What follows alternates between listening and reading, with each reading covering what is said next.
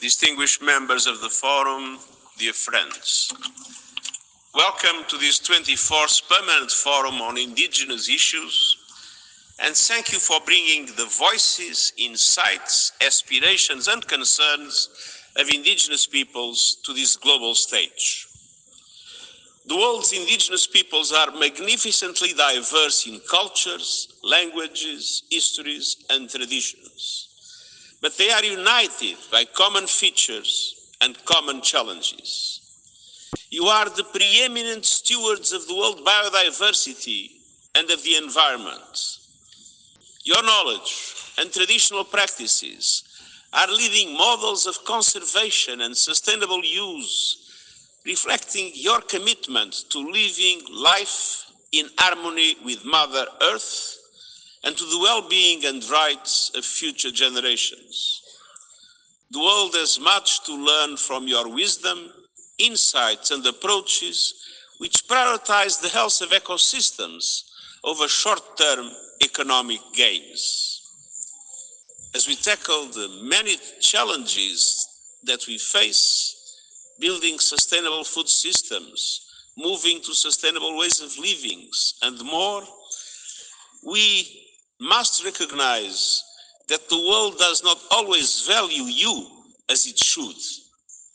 And so, dear friends, the difficulties facing indigenous peoples around the world are an affront to dignity and justice, and a source of deep sorrow for me personally. Indigenous women face particular challenges, including barriers to political participation, economic opportunities, and essential services. On a trip to Suriname 3 years ago, I had the honor of visiting Kalinga peoples. I witnessed how climate change is devastating their lands and destroying their way of life.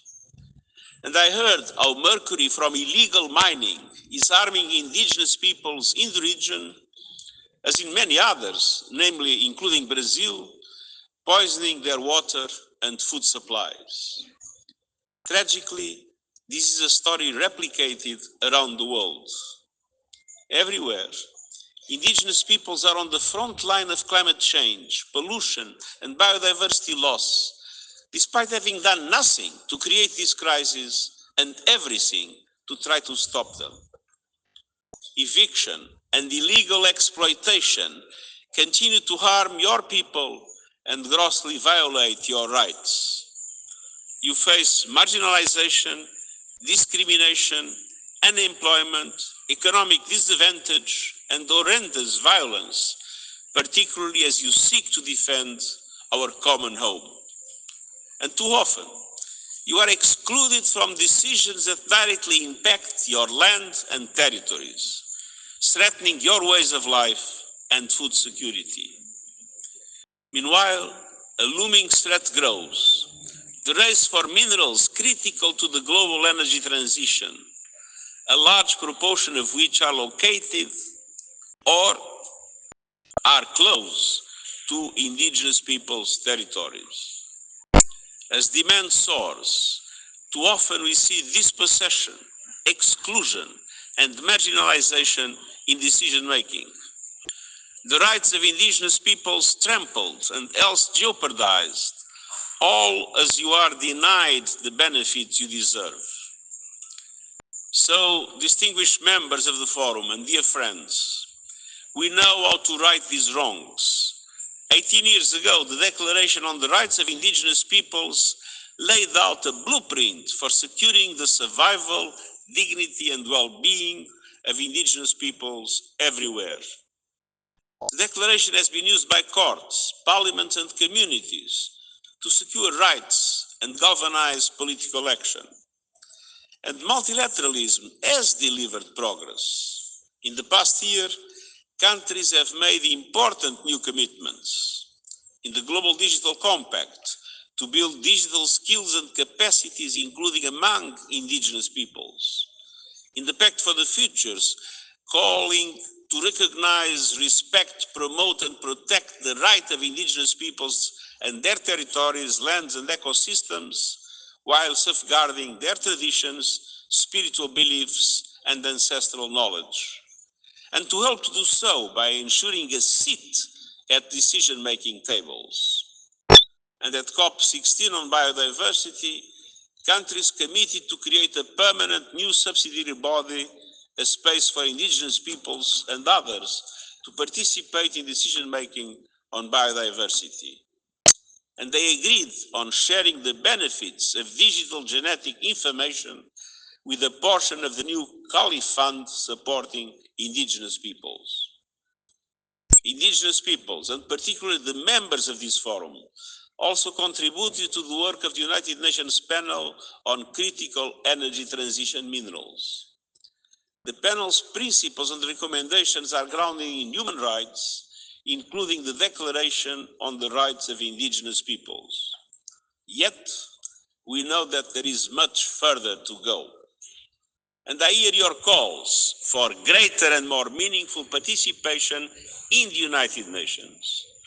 The focus of this year's session is implementing the declaration within member states and within the United Nations system. And this is an urgent call to action. And I would point to 4 specific areas. First, strengthening the permanent forum. We need member states to ensure high-level representation.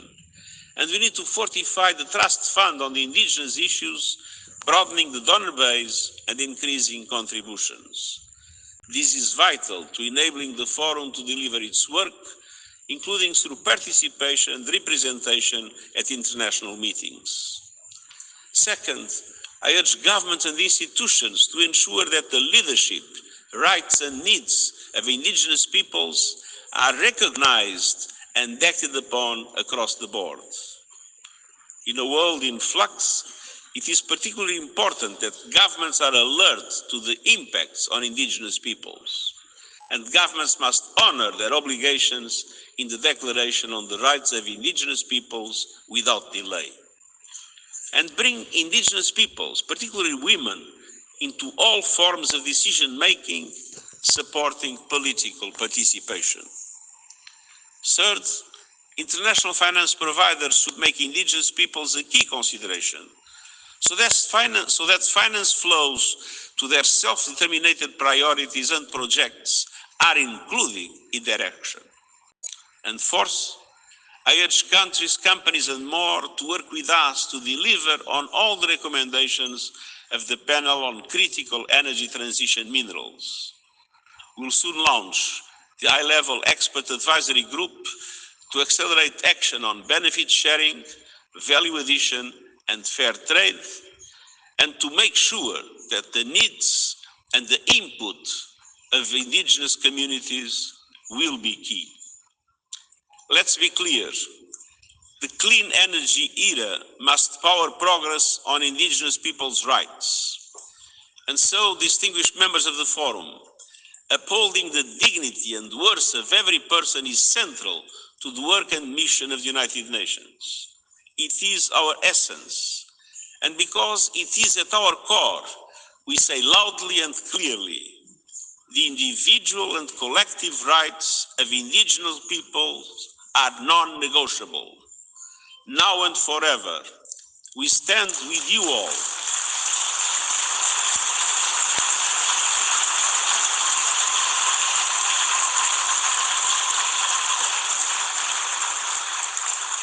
Now and forever, we stand with you all in making those rights a reality for indigenous peoples everywhere. Thank you.